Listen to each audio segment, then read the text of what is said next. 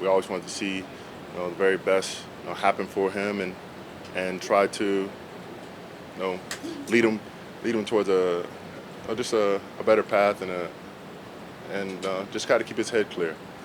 And I think now it's more important than ever that we as a community, not only as a football team or as a D-line, reach out to him, try to take care of him and take under our wing because he's still here, he's still one of us, and people have dark past and a difficult history, and they have a lot of people around them that aren't always having their best interests at heart. So if we allow ourselves to him to go down that road, we're allowing these things to happen.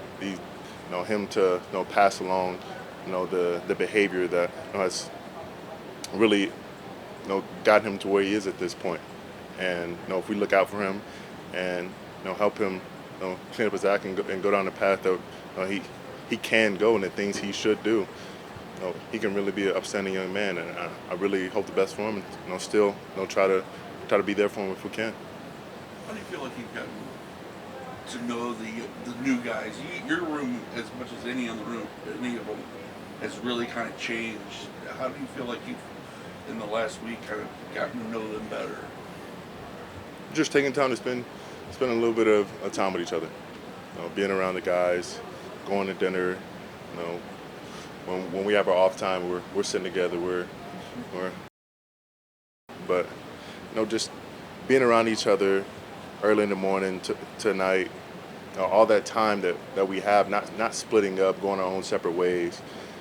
Even after dinner, guys, linking up to just have discussions, talk about the world, talk about politics or religion or whatever it is. Things that bring us closer and we can get insight on your brother. That means a lot to guys and helps you understand and really start to love your brother and want to give your all for him. Is there something in particular, an insight you kind of gained that really stands out on any of these guys? I mean, any insight in particular? These guys are lighthearted. They like to have fun. I mean, they like to joke around, but as soon as we get on the field, it's all business, and that's how it should be. But there's a lot of experience, there's got a lot of knowledge in the room. Guys who know how the routine should look and how to be a professional, and that helps a lot, especially building that mold for the young guys so they know how camp is supposed to work, the season's supposed to work, and how to be a true professional, and that really helps all of us get to where we're supposed to go. Myles, did you see Malik Jackson's comments on former teammate? I mean, if you did, what did you think of what he said? I mean, I saw him, but he has a right to his opinion. I mean, we're all learning as we go, and leadership is a fluid thing. It takes different shapes and forms depending on the room and depending on the person.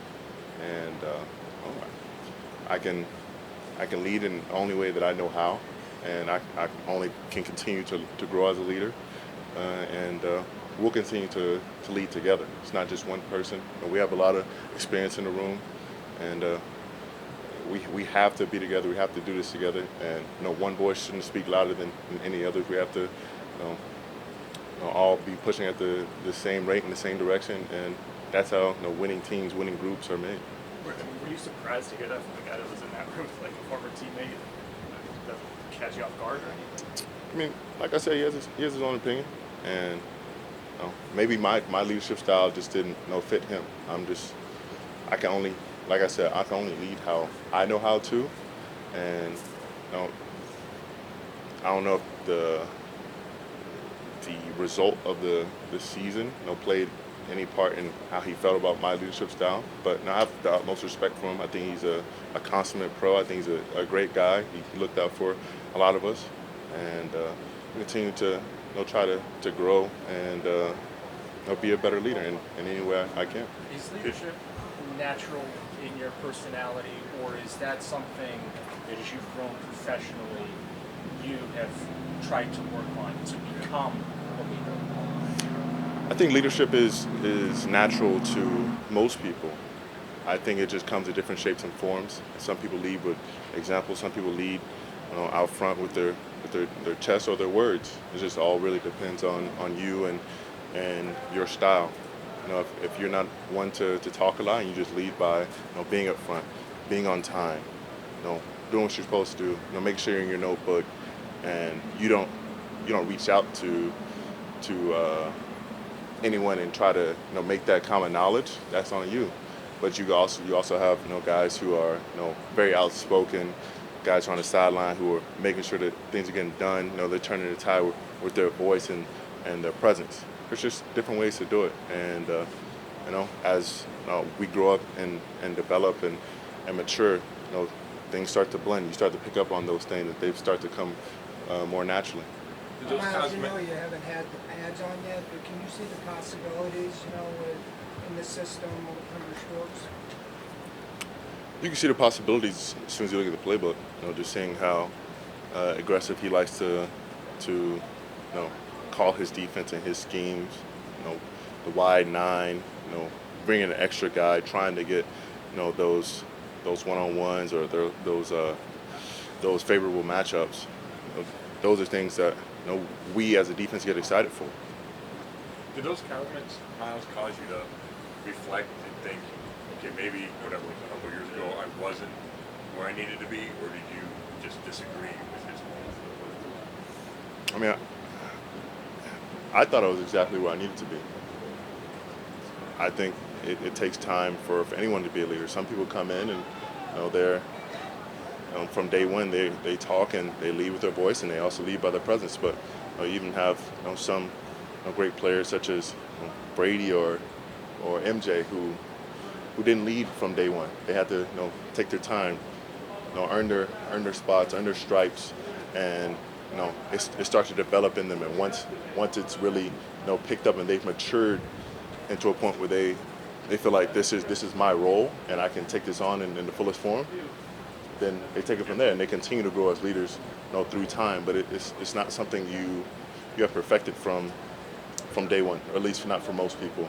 And I'm continuing to learn and adjust to what my teammates need and how to get the best out of my team. And there are many other leaders who are very good in their own way. And we're listening to all of them. Hey, Myles, year 7 for you. It's going quick. Yeah. Where do you want your career to go from here? Oh. I mean, I want us to win. We all want to win, and that's the only goal for us at this point. Just one day at a time, one step at a time, one rep at a time. Just having your mind focused on just that one.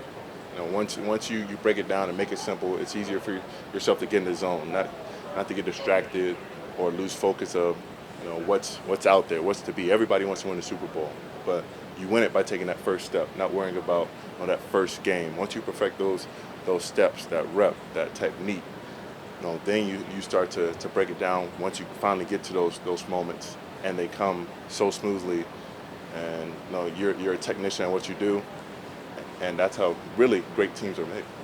Myles, what is scenarios added to that room off the field even more than on the field? I mean, he's one of those guys I mentioned earlier was a lighthearted, great sense of humor, fun guy, but has a lot of knowledge to bring to the room, and plenty of experience. More experience than I believe anyone else in our D-line room. And he's been there. He's been to the precipice. He's been to the top of the hill, and he knows what it's supposed to look like. He's worked with some of the very best in the game, and we just have to be willing to listen. We have to be give him our undivided attention and allow him to lead us when the time comes. With Jim Schwartz's fiery personality, does it take a while to get used to that? I've had a couple fiery personalities. Has he gotten in your face at all yet? I mean, it seems like he's that kind of guy. If he does, just listen. I know, and we know that he wants the best for us. He's excited. He's excited for this opportunity that he has working with this team, and we should be just as excited and fired up, that he's here and he's so fired up about winning with this team and putting his best foot forward. He came here because he knew this team really had a chance to be special, and we have to.